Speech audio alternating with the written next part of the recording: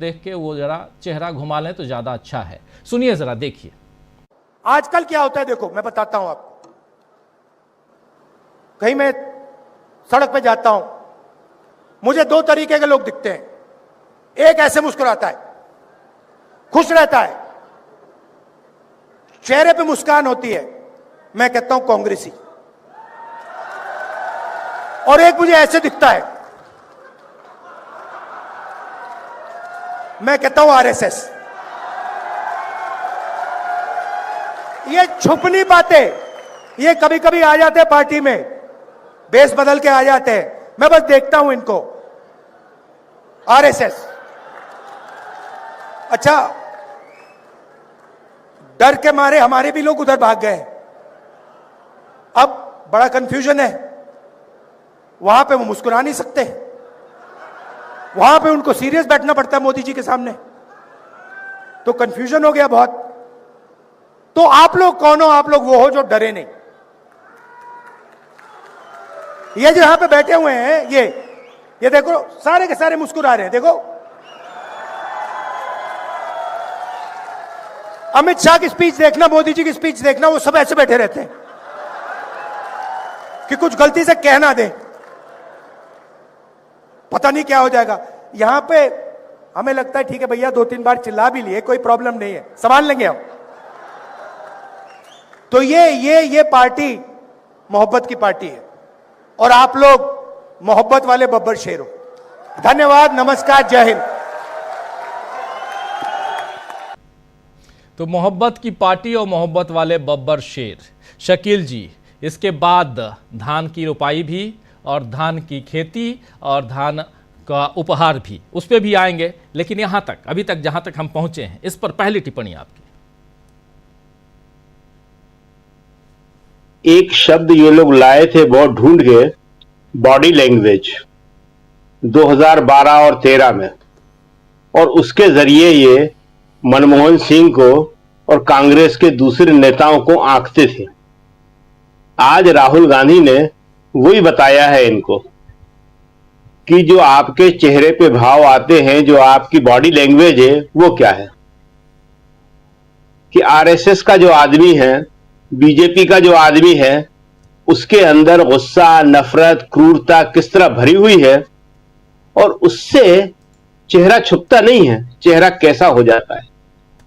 बहुत बड़ी बात कही है उन्होंने, जानते सब थे, लेकिन आज राहुल ने बोल दिया। एक आदमी अंदर से किसी के प्रति नफरत नहीं रखता, भेदभाव नहीं रखता, गुस्सा नहीं रखता, खुश रहता है, दूसरों को भी खुश रखने की कोशिश करता है, उसका चेहरा कैसा होता है। और राहुल ने बता दिया कि देखो वो चेहरा ऐसा होता है, और इसका विभाजन कर दिया उन्होंने कि ये मेरा कांग्रेस का बंदा है और ये आरएसएस का बंदा है। अच्छी बात है, कोई बुरी बात नहीं कही उन्होंने, लोगों के मन की बात थी, इसलिए आपने देखा कि लोग कितने खुश हुए।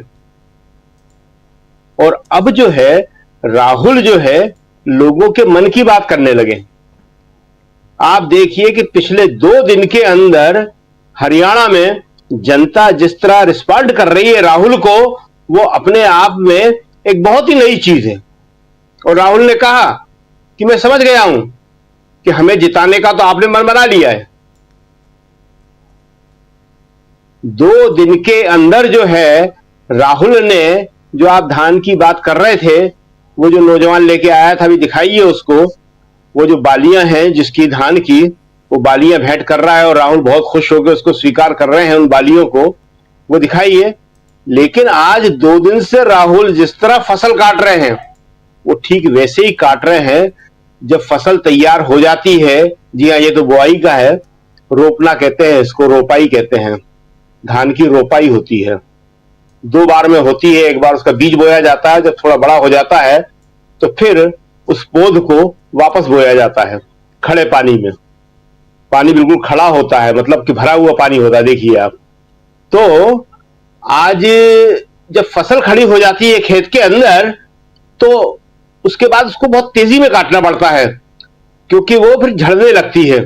तो किसान का हाथ हंसिए के साथ बहुत तेज चलता है, और वो जिस तरह फसल काट काट के ढेर लगाता जाता है, वैसे ही राहुल इन 2 दिनों में वोटों की फसल काट काट के ढेर लगा रहे हैं।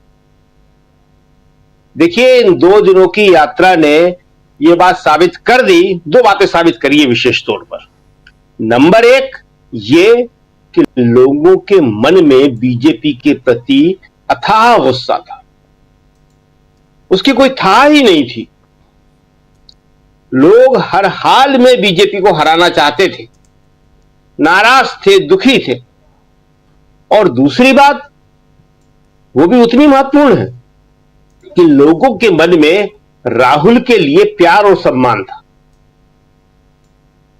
लोगों के मन में कांग्रेस के नीतियों के प्रति विश्वास था।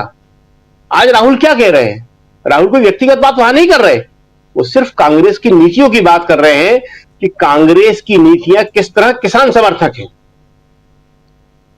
वो यही बता रहे हैं कि मैं आऊंगा जिस दिन, उस दिन सबसे पहली बात बोलते हो हमेशा। 2 दिन में लगातार हर जगह, चाहे छोटी मीटिंग हो, कॉर्नर मीटिंग हो, चाहे बड़ी सभाएं हो, जो 4 हुई हैं, मैं आऊंगा जहां जब भी किसान की एमएसपी बढ़ाऊंगा, मिनिमम सपोर्ट प्राइस।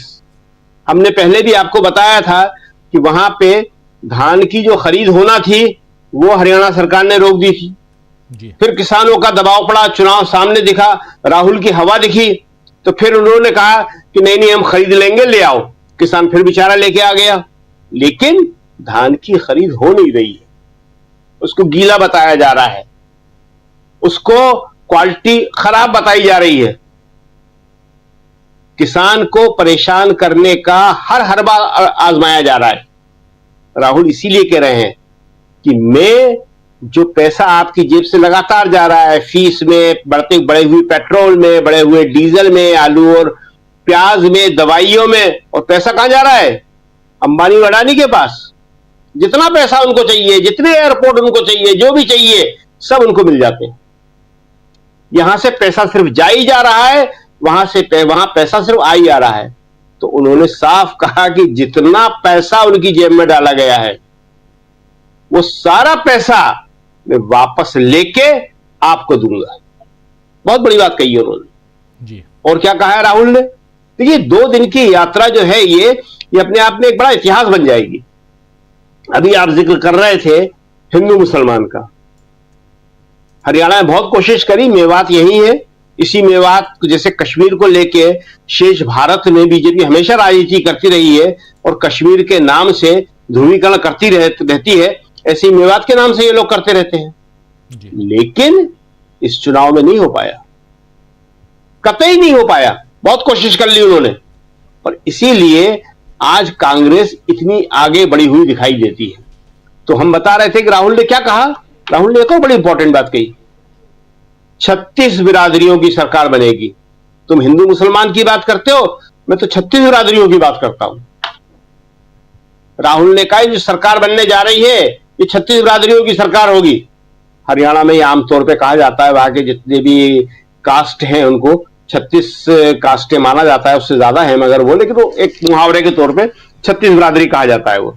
और मैंने मालूम किया है कि 2 लाख रोजगार पड़े हुए हैं जो इन्होंने दिए नहीं है, दबा के बैठे हुए हैं। वो 2 लाख रोजगार मैं आपको दूंगा, और न्याय के साथ दूंगा, पारदर्शिता के साथ दूंगा, ईमानदारी से दूंगा।